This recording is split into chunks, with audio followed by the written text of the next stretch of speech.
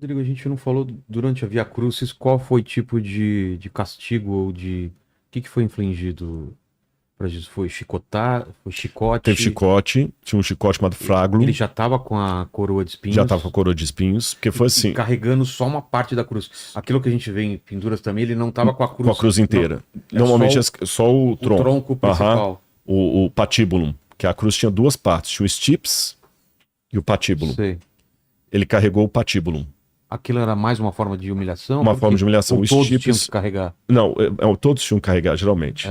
É, A menos que os romanos fizessem um sacrifício, perdão, não sacrifício, uma condenação generalizada, como na época do cerco de Jerusalém ou da revolta de Bar Kokhba, aí eles pegam e colocavam todo mundo ao longo do caminho, assim, crucificando todo mundo de cara. sei. Mas geralmente o stips ficava no local, aí Ele a era pessoa enterrado enterrado, e ainda tinha algum suporte aqui para. exatamente. Aí pegava o patíbulo, a pessoa vinha com o patíbulo Certo. e tinha duas maneiras. Quando chegava no local, não sei se aqui tá dando pro pessoal ver, olha. É. Aí ele pegava e ia içando o patíbulo aqui, essa é uma forma, formando a cruz. A outra forma, Ah, olha lá.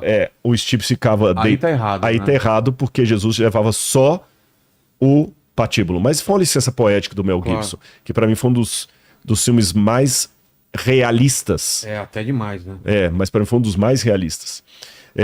A outra forma é que o stips, o poste, Sei. ficava no chão. Ah, Aí tá. você montava o patíbulo O crucificado deitado deitado e depois içava. Isso o Mel Gibson mostra. É. E vai içando, içando, içando, e depois E isso provavelmente deve ter causado uma dor ainda mais angustiante É. no mestre. E você perguntou a questão de o que acontecia ali. O Pilatos, ele não queria que Jesus fosse condenado porque ele estava entre a cruz e a espada.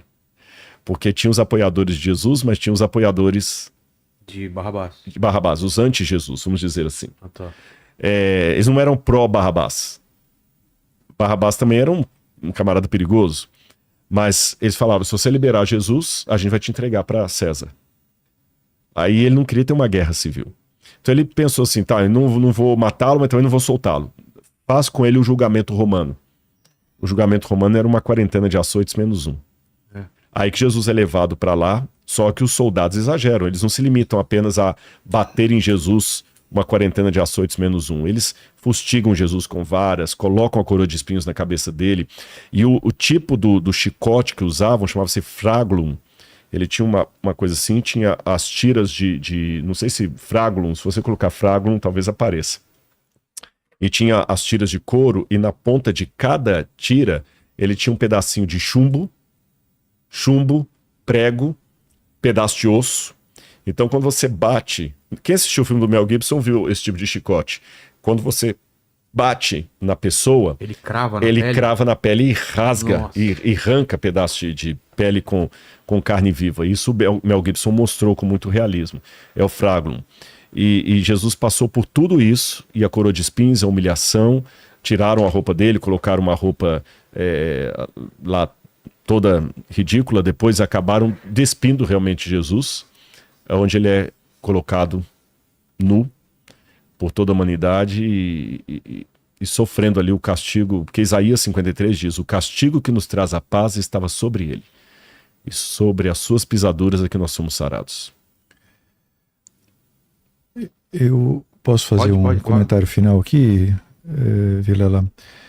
Fazer aqui uma citação de São Tomás de Aquino. A fé para os que creem no Evangelho é uma força vinda de Deus que, na medida mesmo em que cresce, ela nos transforma. Né? Então, eu queria deixar essa citação aqui. Ó, Rodrigo. É isso mesmo, Flagrum. Tá vendo aí? Tem um desenho. Tá vendo nessas pontas que vocês estão vendo? São pontas de chumbo que eles colocam. E a outra tá com pedaços de ossos. E às vezes misturavam no mesmo flagrum pedaços de ossos, pontas de chumbo, e colocavam também pequenos pregos para que ele fosse lá, fizesse todo. Não é vergalhão, se não me engano, né? Que dá aquele vermelhidão assim na pele, né? E depois dilacera o músculo. As bolinhas de chumbo dilaceram o músculo e as outras pontas arrancam um pedaço de carne. Isso é, assim, dantesco.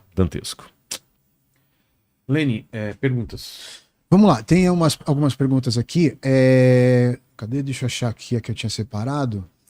Ó, o Chapa diz aqui o seguinte: dias atrás estava batendo um papo com um colega, onde falei que Jesus morreu por nós na cruz, e esse colega disse que ele não pediu para Jesus morrer por ele. Não consegui rebater. Como responder a algo assim? O colega falou que Jesus não morreu por ele? Ele não pediu Ele pra não pediu, Jesus Mas o morrer colega por tá ele. certo. O Noah não pediu para você ser pai dele. É. E por isso você vai deixar de ser? Então, o que a gente tem que entender é que o melhor... Se a pessoa pedisse Jesus para morrer, não seria graça. A graça é o favor imerecido. Então, se você agora anular da sua vida tudo... Você não, o seu amigo fez essa pergunta, né? Tudo o que aconteceu na sua vida que você não pediu, então também você vai anular seu pai e sua mãe. Você não pediu seu pai e sua mãe para serem seu pai e sua mãe. Você não pediu sua mãe para gerar você. Agora, Santo Agostinho de Hipona dizia: Deus, agora que vem o ponto para você falar pro seu amigo. Ele tá certo. Ele não pediu Jesus para morrer por ele. Como eu falei, o Noah também não pediu ao Vilela para ser pai dele. Mas o Vilela é pai dele assim mesmo. Mas ele pode decidir se quer aceitar a herança do Vilela ou não, se quer aceitar os conselhos ou não.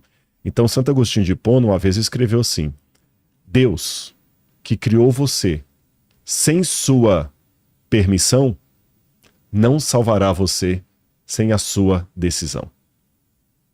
Traduzindo Santo Agostinho para a linguagem mais popular. Deus não te perguntou se você queria existir, mas ele não vai te salvar sem você falar que quer ser salvo. Eu quero terminar então a minha fala aqui com uma passagem de Jesus. Quando ele estava para morrer, antes de dizer está consumado, Jesus falou: Pai, nas tuas mãos entrego o meu espírito. Essa passagem de Jesus, essa fala dele, ela é retirada do Salmo 31, um salmo de Davi, um salmo de lamento de Davi.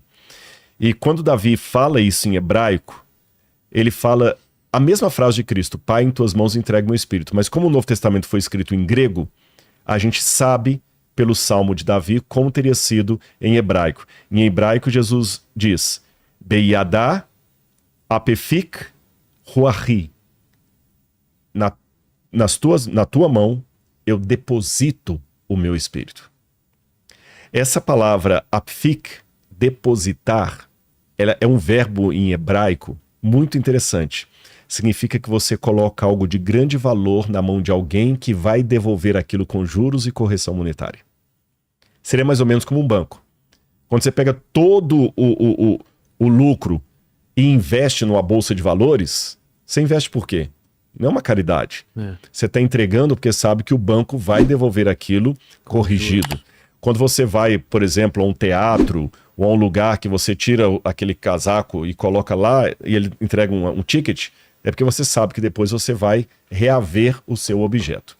Pois é, Jesus entregou o espírito dele na mão do Pai, na certeza que o Pai iria devolvê-lo. Então a melhor tradução é: nas tuas mãos eu deposito o meu espírito. Ele confiou no Pai, mesmo apesar de toda essa dor e angústia que ele enfrentava.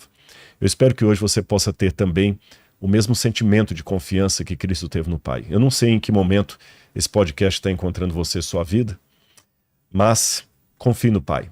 Deposite o seu espírito na mão dele. Ele vai devolver com juros e correção monetária, porque o Pai não vai aprontar com você no final. Acredite nisso.